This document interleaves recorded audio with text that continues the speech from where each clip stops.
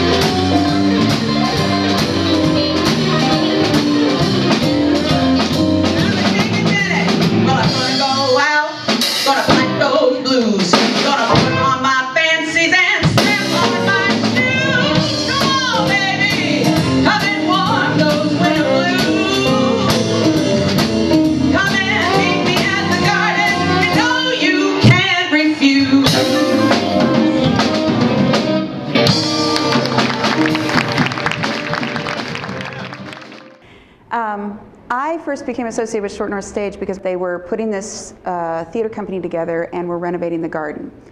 My passion is musical theater, and I've been waiting for a great musical theater company to come to town, so I was very excited. And then later on, when they did their first production, which was Stephen Sondheim's Follies, I was cast in the role of Hattie. So I did a production with them here. And then got to know Peter and Rick and the other people that were involved. And Peter and Rick learned that I was a jazz singer, and they asked me if I would like to put together a cabaret weekend. And I gave them several options of things I was working on, but the thing they picked up on was Winter Blues, Heat Up the Night. The mission of Short North Stage is that we are bringing back live performance to the Short North Arts District. We are a music-driven professional theater company. We also want to focus on helping new artists workshop their pieces. So to do play readings and musical readings and workshops was very important to us.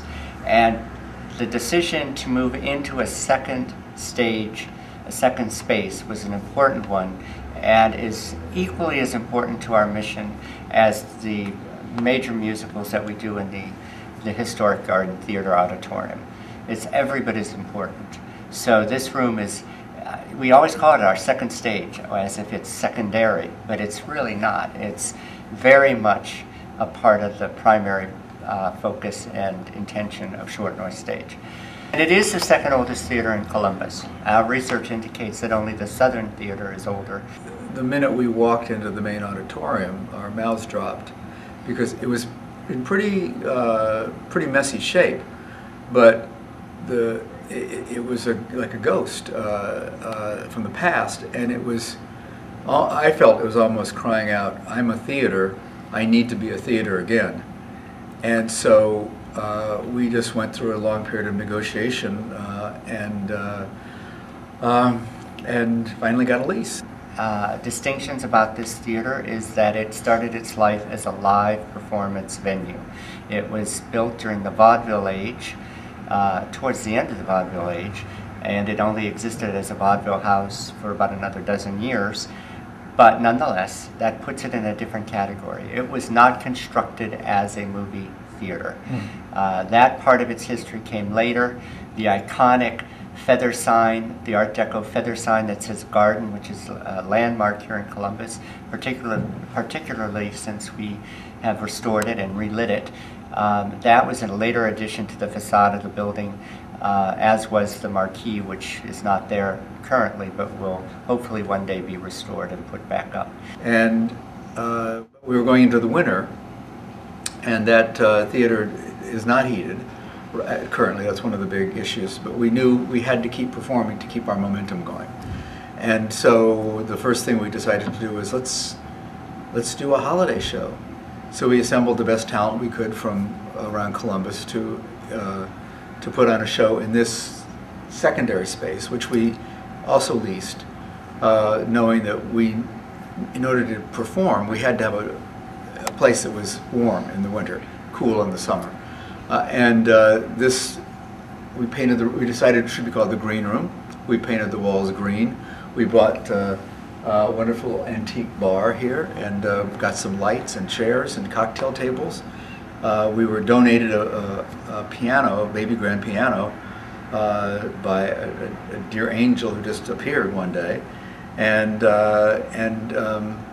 we put on 4 shows at the Christmas time, and they almost all sold out, and they were very successful. And that inspired us to keep up with this cabaret feeling, because performing art along with theater is what we're about. And so far we've been proving pretty successful. We've had 3 weekends now of cabaret performances. We've got 2 more to go. And in this space is also suitable for small musicals and small plays. And so we blocked a very ambitious schedule through March. So something will be happening here almost all the time. So I'm putting together that act, and well, it's kind of put together. We've done some rehearsals, and it's my jazz sort of torch song kind of things, and then we've added some blues, and also blues that I was already doing, and put that together into a kind of a cabaret format with some really fine musicians. Empty and I'm all so sad and blue. I might need to go get my extension cord up, just to be sure. Well, I'm lonely and I'm hungry for a little love. Well, I'm doing something a little different this time. I do have a jazz trio that I normally use for my jazz gigs, but when Peter and Rick wanted to do the blues, I really gave it some thought, and I decided I wanted to use a different band that I normally perform with at our church and in a community music program I do. So this is a church band by day, blues band by night. And I wanted guitar for one thing, and our guitar player is really awesome. David Bennett is his name. But also, I just felt like the musicians in the All People Band, which is the band that I do my other work with, really had more of a feel for the blues. What's going on here?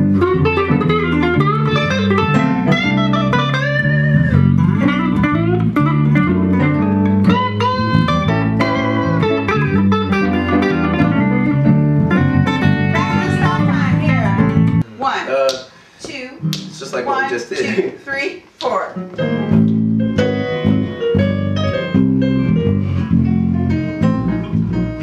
I don't want French fried potatoes, red ripe tomatoes. Yeah, the big deal is this is cool. I'm never The big satisfied. long chord, yeah. I want some shrimp frams sauce with me, all symphony with shababa.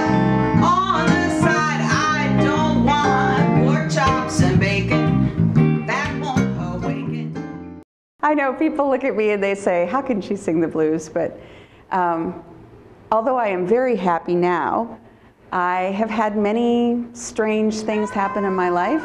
One of the themes that'll keep cropping up in this is relationships. It does take place the weekend before Valentine's Day or thereabouts, couple weeks. And also torch songs, blues, a lot of them are about relationships. And I've been married for 33 years, almost 34 years. But I tell people I've been happily married for 18. It took us the first 15 or so to really get it right. And we had a lot of heartache. We had a lot of near splitting up and ways that we wounded each other, just like lots of people do. We're kind of making this a little bit of a blues jam, and I've invited several other musicians, really top-notch, wonderful musicians, to come sit in on a number of the songs. So Milo Menino, who's a wonderful trumpet player out of New Orleans, is going to be joining us. Randy Mather, who is fabulous sax player, and a friend of mine, Mike Mayer, who plays harmonica, is also going to show up. And so we're going to kind of put them into different songs. So it is going to be just awesome, awesome musicians. I mean, it's really going to be fun, I think.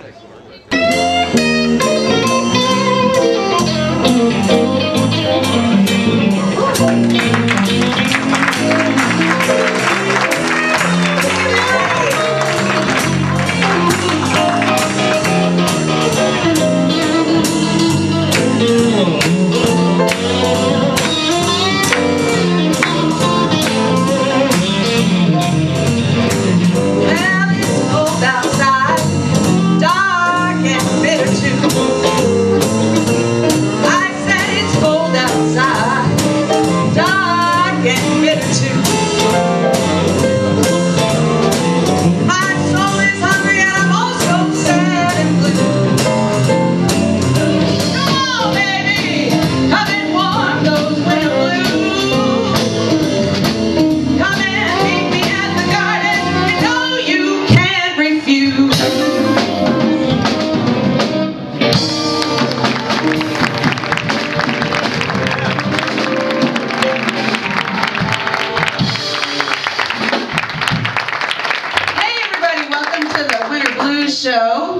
wrote that song, I expected it to be colder.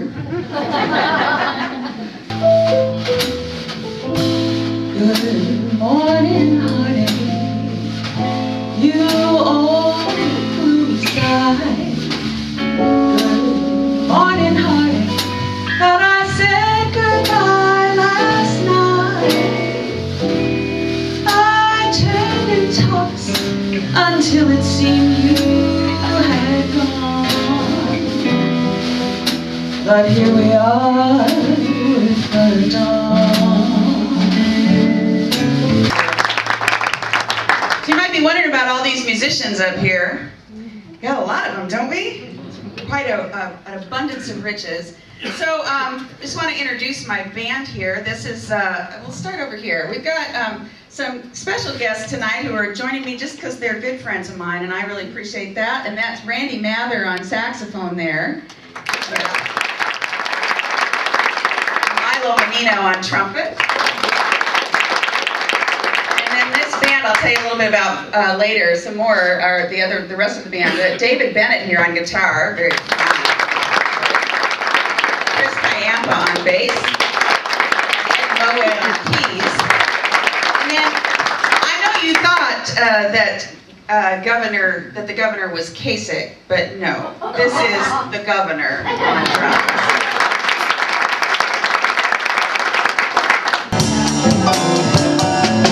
If you could be so kind to help me find my mind, I'd like to thank you in advance. Know this before you start. My soul's been torn apart. I lost my mind in a wild romance. So this is a great audience, and it's a full house, so that's wonderful. It's an intimate space, and so it's perfect for this kind of a cabaret musical event. Fabulous. Really fun. Really fun. Well, we're hoping to do this again because it's been really successful. I mean, the response has been, people have just loved it. And the other thing is this was a bit of an experiment for me. I'm using a different band than my trio, and I'm adding in different material. It is where my theatrical self and my musical self are coming together, where I can just really let it rip. I feel like this is filling a void, a place where the performance is the central focus, as opposed to the drinking or the eating or whatever else is going on. The performance is the central focus. An indoor venue where that happens for, you know, other than, you know, the big name things like, of course, the Columbus Jazz Orchestra has that too. But this is just a great, intimate, wonderful space. I'm really loving it. Well, this weekend's great. I mean, it's brought a whole new crowd of people to the green room. People who really appreciate jazz. People who have never been here before. And of course, Eileen has brought a combo that is world class. And of course, we know she's world class. So it's, I think if she were running for several weekends, she could start selling out like we did tonight. It's a great audience, great show. Credibility, it gives us a buzz. If people become familiar with it, we get some contacts that they'll come back.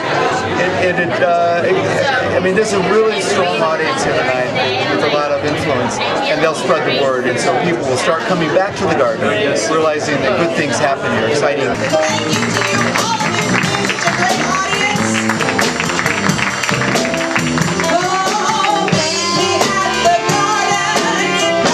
You can't refuse.